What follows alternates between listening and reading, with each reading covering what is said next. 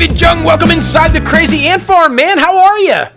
I'm good. How are you guys, man? Oh, dude, living the dream. Currently at 2 different locations, living the dream, but we're making it happen. Yeah, it's fun stuff, man. Fun stuff. We're super excited to have you on the show today, though, because one, we're big fans of Doogie Kamealoha, MD. That's where we first saw you, but now we're going back and looking at a whole bunch of things. And man, you are very versatile when it comes to all these different roles. So it's really fun to see this type of different action, I guess you could say. Yeah, I've had a pretty weird career. Yes. My parents never forgave me for, so. Well, and apparently neither did GMA. We're going to jump into that, too, because that stuck right out at me. Like, this man's got a lifetime ban from Good Morning America. How does that happen? We're going to find out. Boy. But what we first like to do is just kind of do a basic introduction for all of the listeners out there who might not be familiar with you. How did you get started in the industry, man? Did you know it was something you always wanted to do? Did you kind of fall into it? Was it a backup plan? Tell us all about it, man. Well, I was your kind of classic Gen X Asian American kid with parents that were pretty expected of me going into a medical career. Oh, yes. Legal, medical, or MBA, JD, or MD, the Korean Holy Trinity. That's right. And I went to a boarding school. I went to a posh boarding school. I went to Phillips Exeter Academy in New Hampshire, and then I graduated from Cornell University. But I was pre-med English there.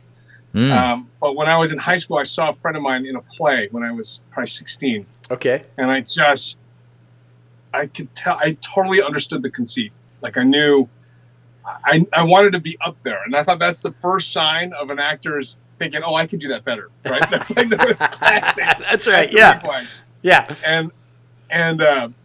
But I didn't want to kind of tip the boat for my parents, because they worked very hard to get me there. And I understand what they were worried about. So I didn't do a play until my last year in college in the fall. I just said, I got to try.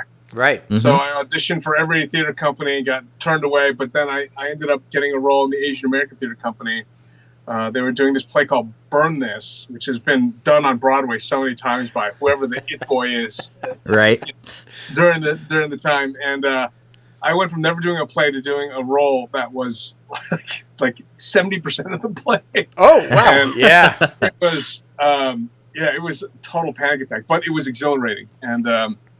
And then from there, I knew that's what I had to do. I broke it to my parents that I was not going to apply to medical school. And then I was going to start auditioning for conservatory because I had had so little experience. I knew I needed some kind of training. So for sure, I got the attention of the drama department. Actually, I came out of nowhere for them, and they really helped me apply to conservatories, find and apply to conservatories. And I got into somewhere near your old digs, your current and old digs, soon to be old digs, at UNC Chapel Hill. I did my master's there. Yes, so there you go. I had 3 years to learn about the primacy of the ACC. Yes. And the Tar Heel country and Carolina barbecue, and loved it. It was great. Carolina barbecue, man. You can't. I mean, it's good stuff. It's fantastic. When you first think about it, right, you're like slaw on top of what? But man, it's so good. It's so good. Now they know. Now they know. That's right. I love that. Well, being a theater guy myself, I started off in high school. I started off in Beauty and the Beast. That was my first introduction. And then the next year, Beauty and the Beast, it's so big and there's so many roles. So, I was playing like a spoon and the prince before he turns into the beast and like all of these different things. But then my next year was Sound of Music and I played Rolf, which was that was my only thing. And, I had to be 16 or she was 16 going on 17. And, I had that 1 year age gap where I was so much wiser than her. So yeah, that was kind of a jump for me. So I definitely understand the going from nothing basically to being like this major key role. Like it's very interesting. And I mean, we talk about a lot on the show, mental health and anxiety and that different type of thing. Yeah. Did you experience any sort of anxiety going from nothing to something 75% of the show? It's funny. There was just a general sense of like terror. Right. But I didn't know better.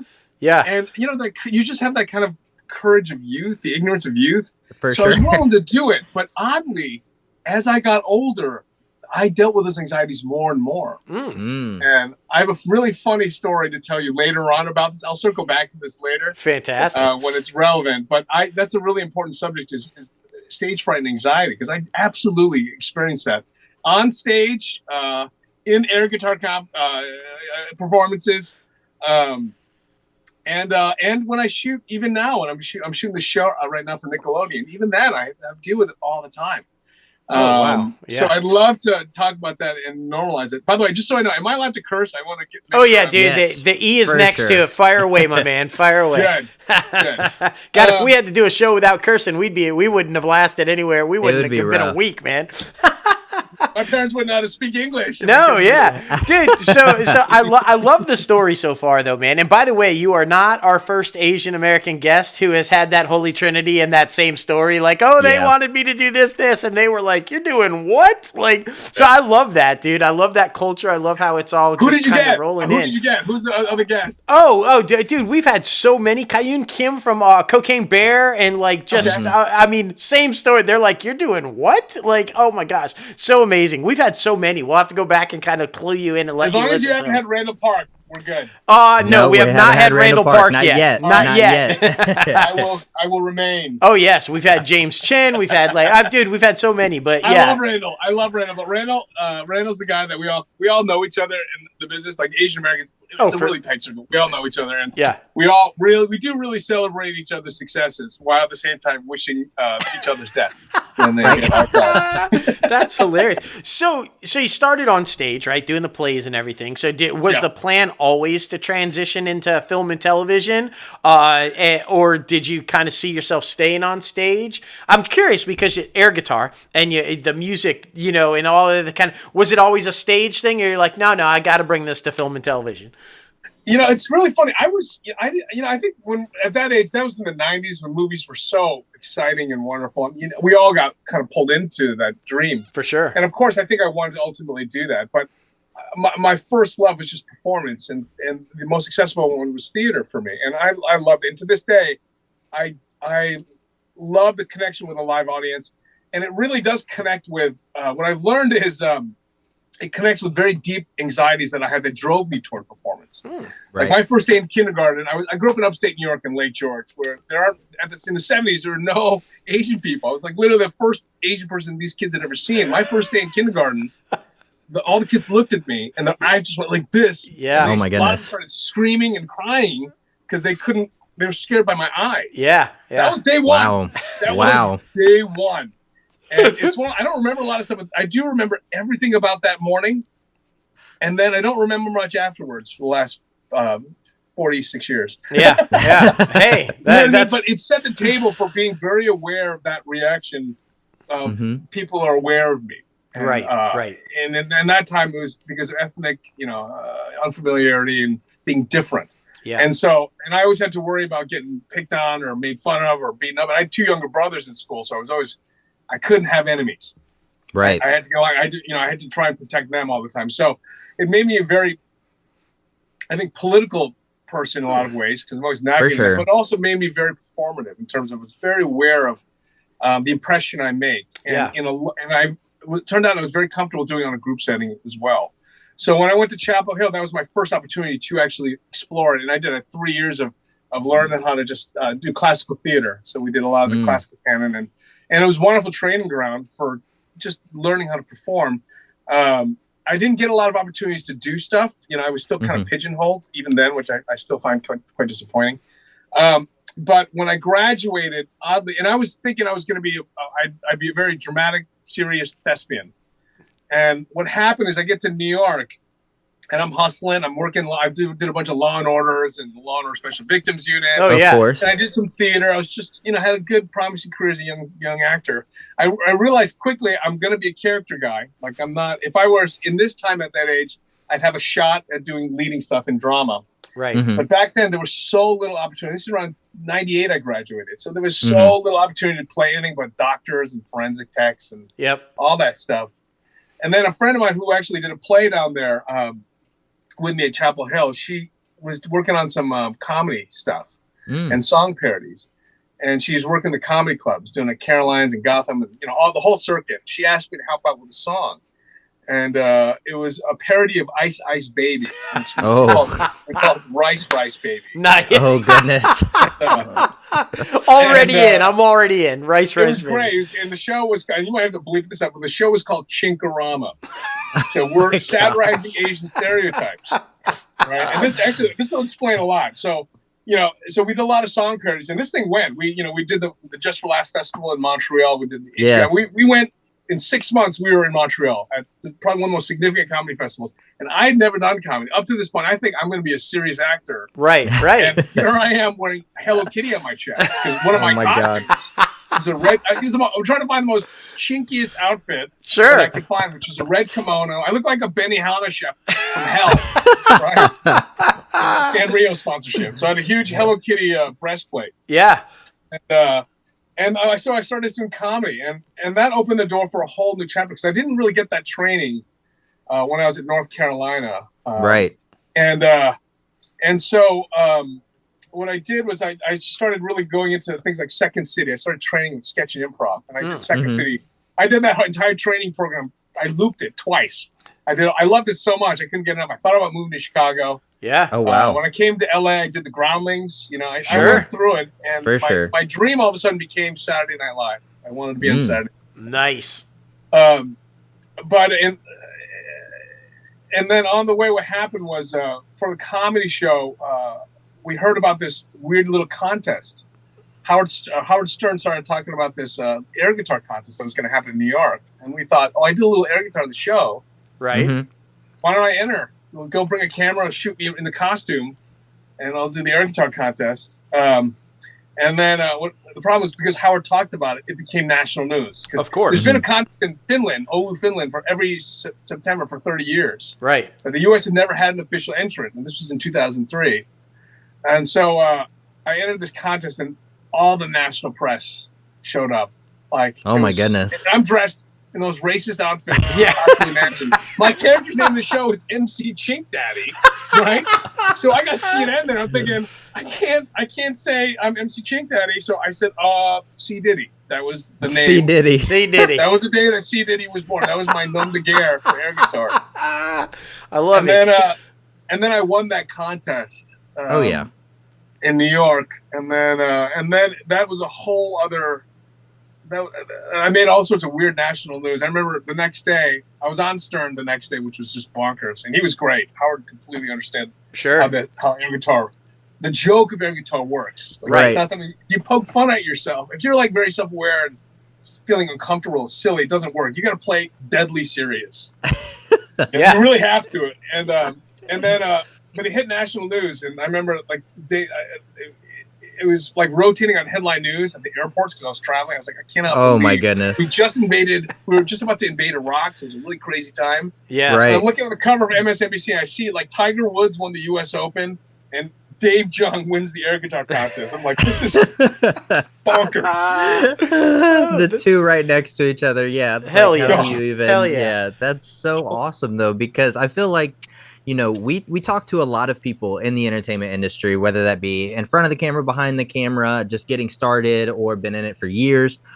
So something that is very important that stuck out to me about your story is you're just not afraid to take chances, to try something new, because we talk about that all the time, how if you feel like you know everything, that's when you start to get left behind. It is very important to keep expanding that box that sometimes you put yourself in, but to also step outside of that box often as well. It's so important because there's a lot of things that, when you're picking roles, if you get to that status where, they're just offering me roles and I can just pick and not audition.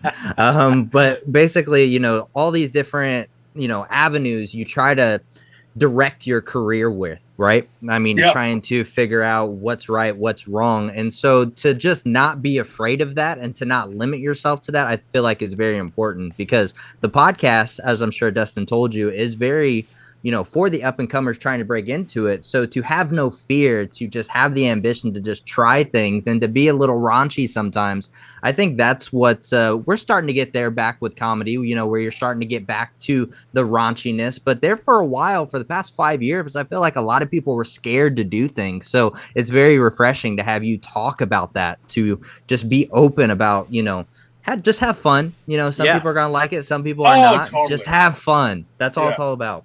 We couldn't do that show now. No, yeah, exactly. That's exactly right.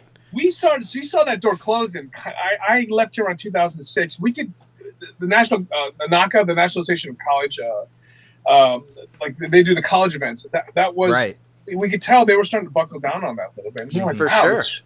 Our show brought a lot of discourse. We shed a strong light on it. Now the need for it is different. Society's changed, right? Yeah, and those racist tropes are not really relevant. These kids don't even know anything like it. Mm-hmm. And their parents didn't necessarily sound like my parents did, right? Right, right. So I get it. I get that it's moved on, but I agree.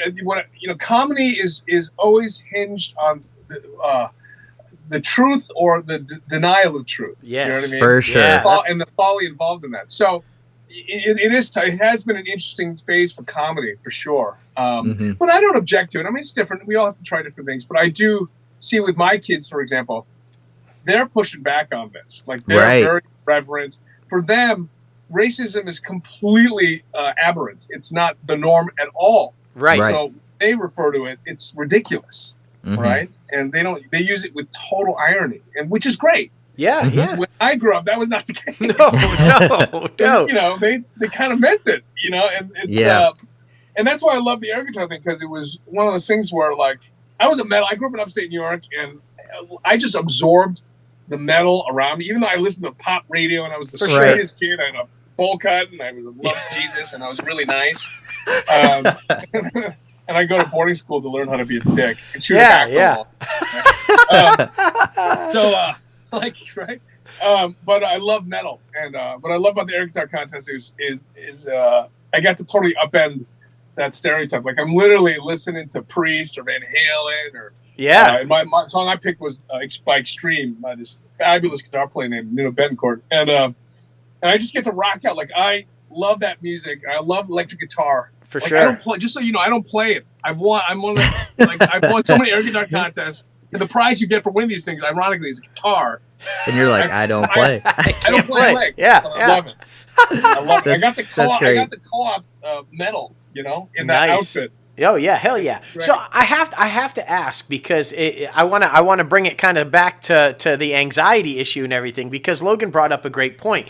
To be fearless and take chances in your career and say, hey, I'm gonna do this or I'm gonna do that, because we talk about all the time about how this industry for sure is not linear. It's not like I'm gonna do this and I just stay on that line and I go, right? It's you're gonna go here, you're gonna go there, kind of a thing. So how does somebody that suffers from anxiety the way that you do, how does someone with anxiety at that nature be fearless? Like you're like, that doesn't even make sense to me. So how do you overcome it? Or I know you say you still suffer from it. So how do you make that decision to take the chances and go outside of the comfort zone, knowing that you're going to be anxious about it? Yeah. Well, I branched off into all this stuff out of necessity, because there was no opportunities for me to work. And I wasn't thinking I was going to be a comedian. I never showed signs of it before. But I was open. I just wanted to play. Right. And I just and I think what you realize when you enter an entertainment business, you have this idea that you're going to make it. Like, you're going to start working on television, you're going to be a star, you're going to have an agent and all this. And then when you actually get there to New York or LA, the landscape is far bigger than you realize. And what you don't know is so vast. It's very easy to get lost in this. But the one upside is that you kind of say, fuck it, and just do anything. You go. And that's what you should do. The most important thing is just go. Yeah. Try everything. Yep. And my career, I think what I'm most proud of is that I learned voiceover. I did commercial work. I did all roles of television, from the one-liner to extra work on commercials and productions. I've literally walked all the way, and I've done feature films. I just did a series regular role. I've done guest stars, comedy, drama. You know what I mean? I've done theater. Like, in a lot of sketch, improv, everything. Yeah. you just be open and curious and engaged, and don't think that you're wasting your time. I think a lot of actors that, especially with the social media, they're really preoccupied with getting followers and establishing a certain idea. You know, one of the best things for me, oddly, to be an actor and to be an artist was the fact that I wasn't a theater major, that I wasn't a theater geek in high school. I had such a broad base of education that I went into it humble because I didn't know anything, so I was open, and I was willing to take the smallest roles because I knew what my situation was as far as race and just experience, and it allowed me to gradually get more comfortable.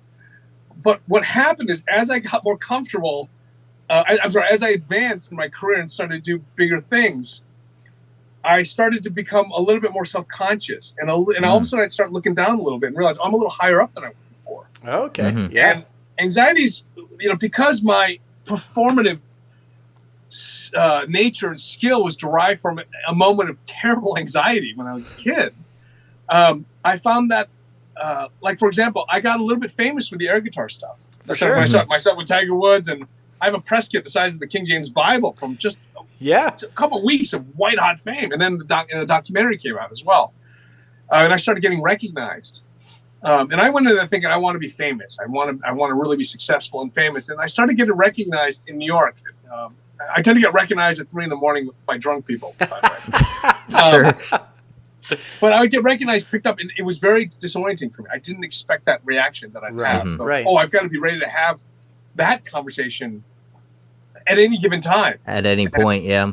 And I thought, I'm going to love it. People are like, oh, and when I do get recognized, it's very sweet. Everyone, like, they really get a sense that they know me. Right. And in that documentary, they do see a lot of me. So I'm very relatable and accessible. And so people are so friendly.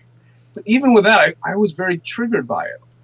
And when I remember, I would do like performances because I'm not like the godfather of the air guitar scene, right? So I would do like a halftime show. And I remember we were at like the Troubadour somewhere, and I was going to do the halftime show.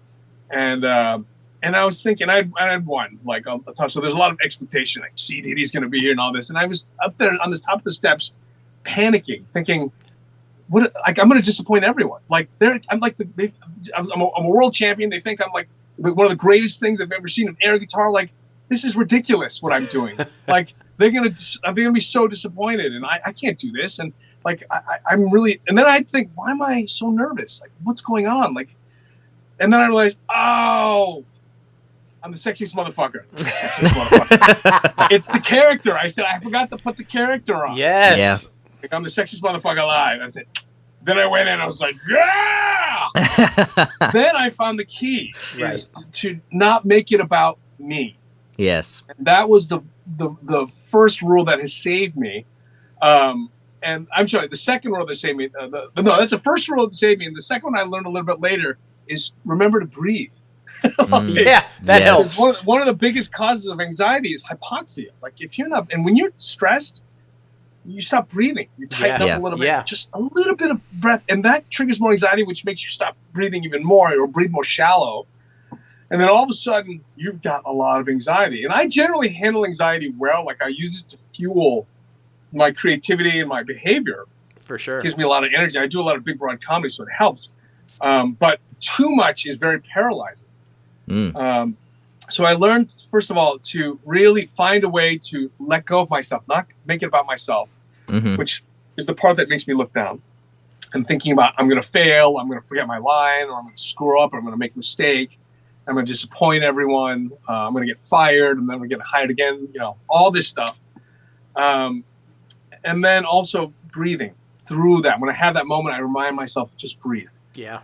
Breathe and just be present and look at the other actor, look at whatever else, get outside of yourself, do whatever you can to just forget about yourself. And even if just picking up something to read or just something to focus on and breathe, that's what started to anchor me. And then that allowed me to stay present. And then at the end of the day, when I would fuck up, I realized it's okay. Yeah, exactly. It's not the worst. Like, I'm not the most important thing on the set. And I have made a lot of friends who are writers now. They love telling me what drives them most about actors is when they make it about themselves. And they want to, like, they're about to roll camera and the writers have been dealing with like, the camera operator, like, like being high and like an asshole. And then they lost an hour on the location. There's another disaster here. Someone's got COVID and all this crazy shit. And they finally get to the set and they want to roll camera. The actor's like, you know what?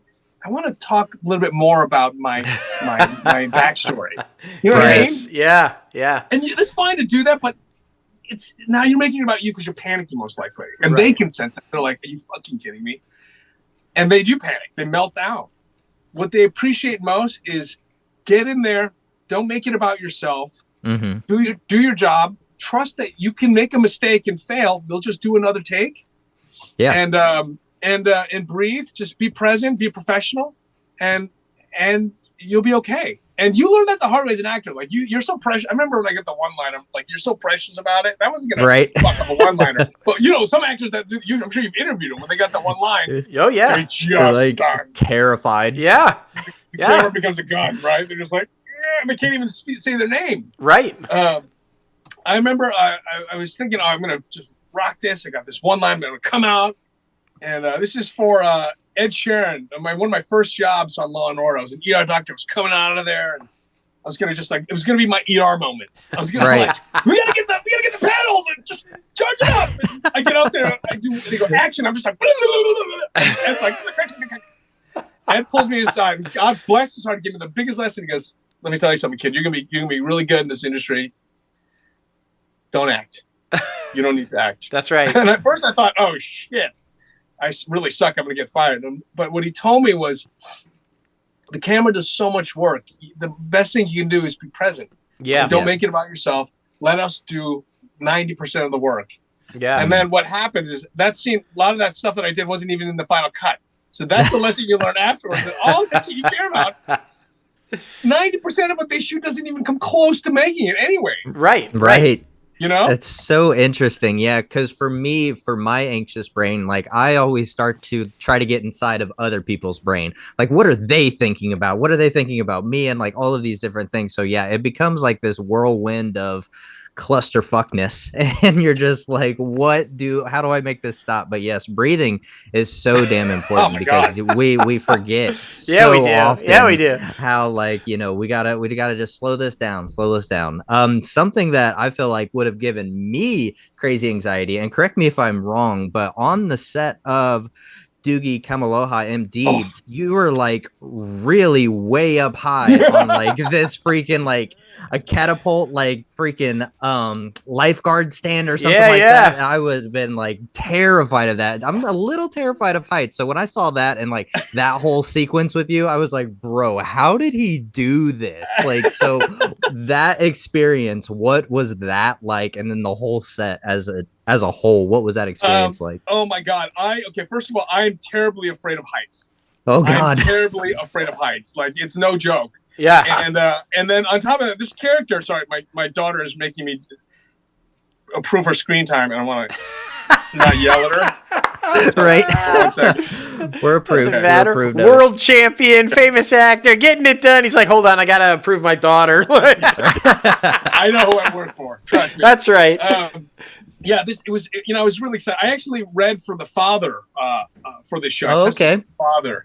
And here's the funny thing. Actually, I should preface this. When I did the air guitar, there's a documentary called Air Guitar Nation. Right. Yes. It's on Freevee now, but it documented the whole air guitar thing.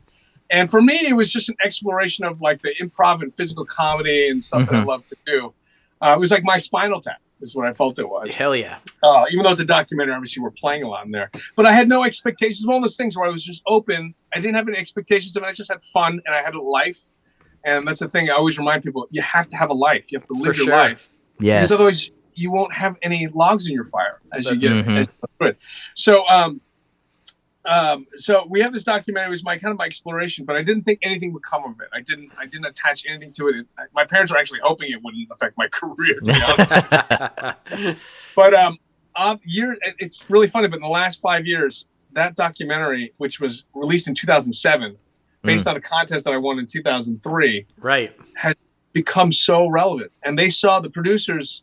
I read for Doogie, for the father, but Jake Kasdan was one of the producers. Who's Lawrence Kasdan's son, and Jake Kasdan is an amazing director as well. And Melvin Moore, the producer, who's Asian American as well, was wonderful. They had seen Air Guitar Nation, and they loved it. Nice. They loved it, and so that was a wonderful introduction. And so it's one of those examples where just doing something that you love or you think is fun or whatever, it paid off 20 years later. For sure. Like, for sure. You know what I mean? And it was just free. There was no strings attached to it. I just wanted to have fun with it. You know, and so I read for the father. Oh yeah, go ahead. No, I was going to say it's just one of those classic examples like you were talking about earlier that there's really no insignificant role. Whether it's a walk-on or a one-liner or you're just in the background or whatever. It's all about you don't know who sees you. You don't know who's watching that and goes, holy shit, that guy that walked in the background and had that look on his face, that's the guy we're looking for. You don't totally do that. You never get seen, right? So I love that. This whole interview, you've been kind of putting that out there. It's like, just do it. Just get on a set. Go do this, try that. Because inevitably, somebody's going to see you. That's how you get seen. I love that. Just the whole thing. Okay, now back to Doogie. Actually, here's the point. After I'd done a bunch of guest stars and tested, I got a call from, you know that show, okay. For You? I did It's a tiny, I was basically an extra on that show. And my agents, and I get paid nothing. My agents, like, you know, my agents are great. She totally understood why I wanted to do it. I liked the show, and I love this, what Nathan does. I wanted to see how he did it. Right.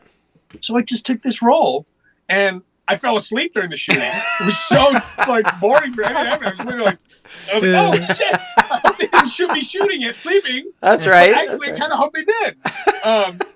But I learned a lot just watching it, you know. But then all my friends saw me. You only see me just for a second. It's clear, like I'm just background. All my friends were like, "What were you doing? Like, why are you doing that?" They thought it was ridiculous. They couldn't believe I did it. But it's exactly what you're saying, Dustin. It's like there's no role that's too small. Like, I love what you learn is commercial extra gigs when you're starting out. Your listeners, don't ever say no to an extra job on a commercial. It's the best job. Yeah. It's the easiest gig, and it pays great. And you get to hang out with actors and eat Twizzlers all day. It's the best. It's the best. You know what I mean? I love that. It's so funny. But I really, what I first saw you in, because obviously we can tell I'm a youngin. So with being introduced to you and Doogie, and then going back and then looking at your IMDb profile, I'm like, it looks so different from what you were like on actual set. So every time that you popped up on screen, you brought that energy, you brought that light, kind of like you're doing right now in the interview. So it's very refreshing when, you know, we talk about all the time in the streaming wars with all of this content that's coming out there. A lot of it is dramatic, right? A lot of it is very hardcore, very sometimes social justice, sometimes, you know, a lot of death. So to have this type of show with specifically your type of character to bring that light, and every time you come on screen, it's just like, that dude's funny as shit. Like, so it was really nice to see. And I just wanted to give you the flowers, the credit of, you know, being one of the lights of that show. And it is something very important to see. We had, Wes Tian on the show as well. And like the same with him. He was such a funny, lighthearted relief of the show. So it was really amazing to see. So I just want to applaud you for a second and to say thank you for the lightheartedness. I appreciate that. You know, it's a lot of actors, you know, because I didn't get the father of Winter, Jason Scott Lee. For sure. Is who I adore. I loved him in Dragon. And he's just so good. He's a really nice, lovely guy. Yeah. And he's actually Hawaiian. So thank God. Right. Right? Hawaiian on the show. That's right.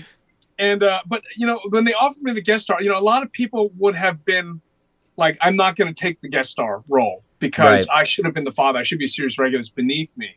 Right. And the reason why, first of all, I wouldn't do it, but as a profession, I would do it. An opportunity work. But we only have a handful of Asian American cast shows like this. And I thought I meant it. I'm going to get behind it in any way I can to push. Like, I want this to succeed because it helps all of us. In fact, I auditioned for student films, like AFI, American Film Institute. Yeah, for sure. Audition for student films. If there's an Asian writer or director, I'll do it. I just did one last Saturday for a friend. Kid. That's awesome. He's about to start film school.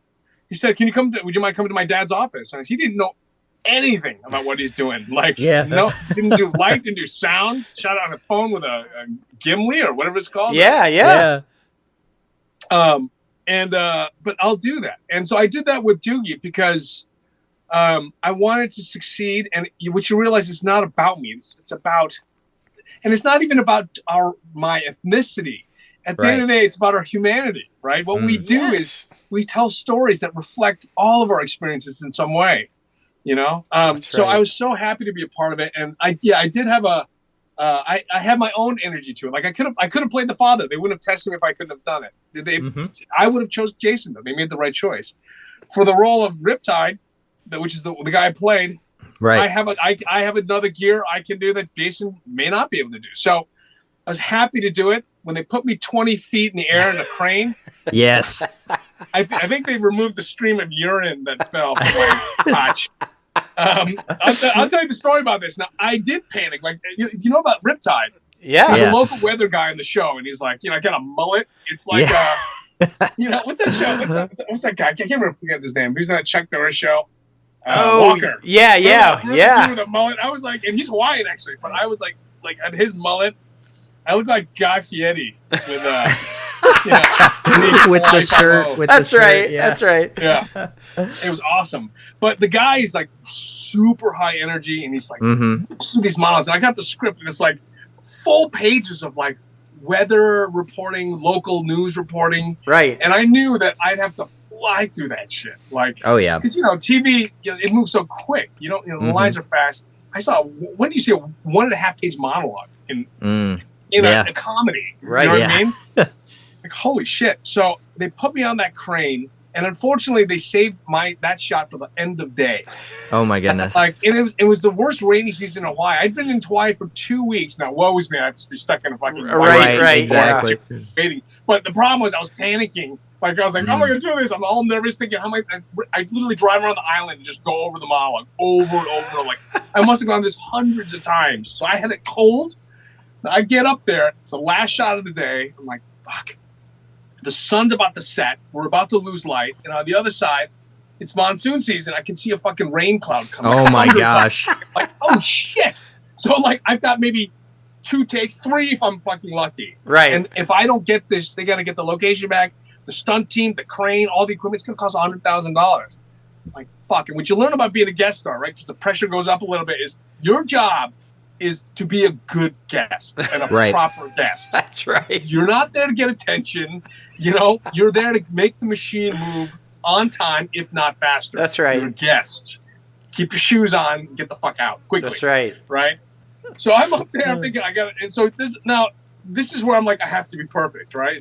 That button has been clicked big time. And now I got 2 issues with the light and the fucking weather. I'm like, I really got to be perfect. Fuck. And I'm having an anxiety attack because I'm 20 feet in the air on a crane being held like with a wedgie, essentially.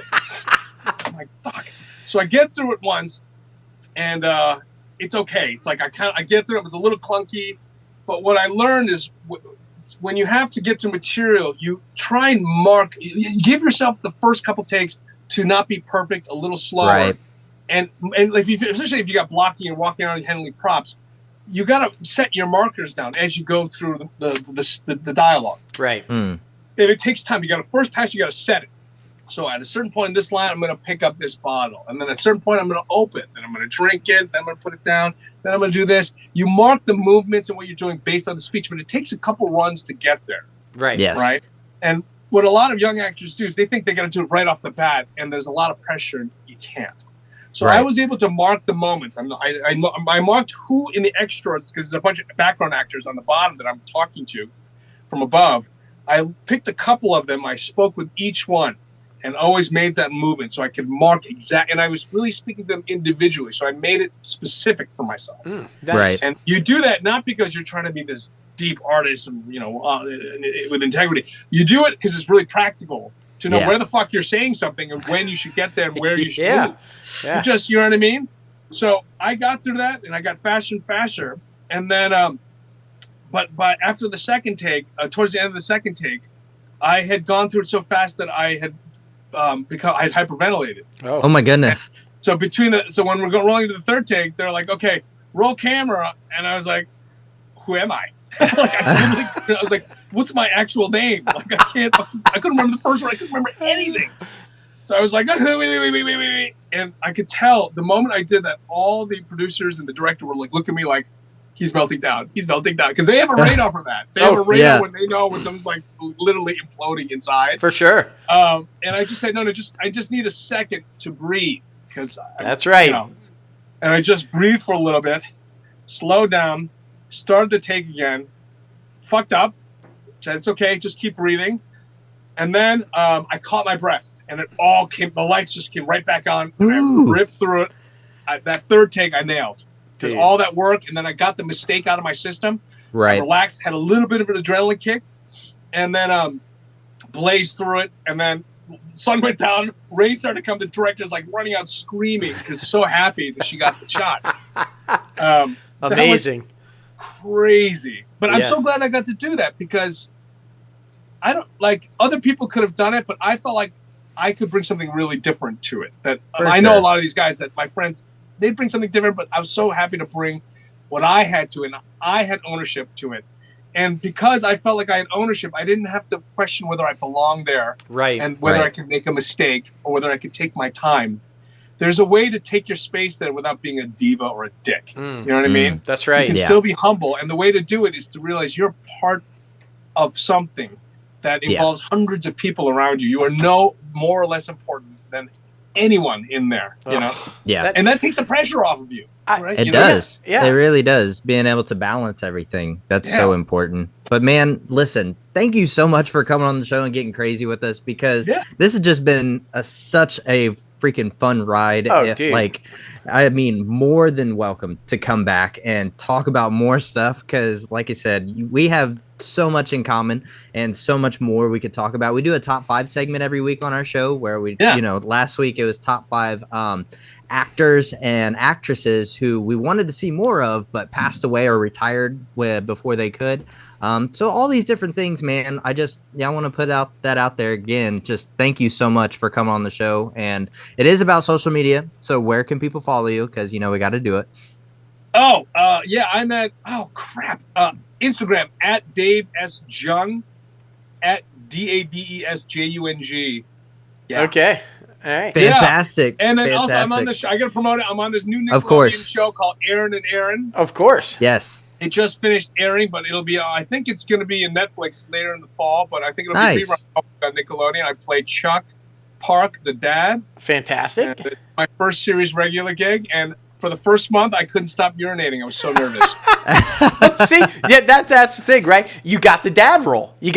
Series regular. I got you see? Got it. It's the right dad role. That's right. Yeah. Okay, now you got to wrap this up really quick, but I have to know because this whole interview, I'm thinking to myself, this has got to be one of the most genuine, nicest guys that we've ever talked to. He seems so sincere. He puts the daughter first. He's got this whole thing. How the fuck did you get banned from GMA, bro? What happened?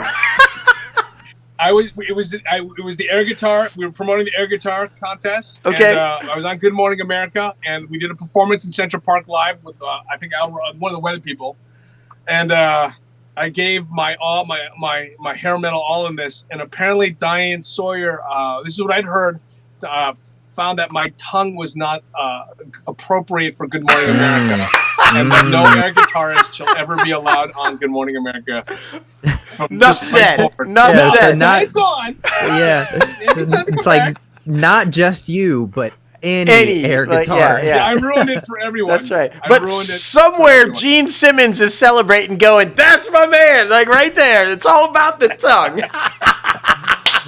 Fantastic, man. Fantastic. Woo. Well, listen, dude, like Logan said, open invite anytime, man. This was a blast, and just enjoy the rest of the weekend, and just, dude, awesome. Thank you. You two guys. Good luck with your move. Yeah, thanks, man. Thank you, man. Oh, right. Talk about somebody who brought the energy, man. Oh, my God, dude. He was, like, full of life. Just like, you know, I love guests like that who are so enthusiastic and everything. I also love guests like that convey to everybody out there trying to get into this industry that it's all about being humble. Know that you belong there, but don't forget to be humble while you're doing it, and that there is no insignificant role. I love people like that, man. That's how you get it done. Yes, for sure. And I mean, I feel like, there's so many sound clips we're going to take from this interview. Like, It's unreal, it's so unreal. freaking hilarious. I'm so thankful. And man, oh man, thank you again, David S. Jung, for coming on the show.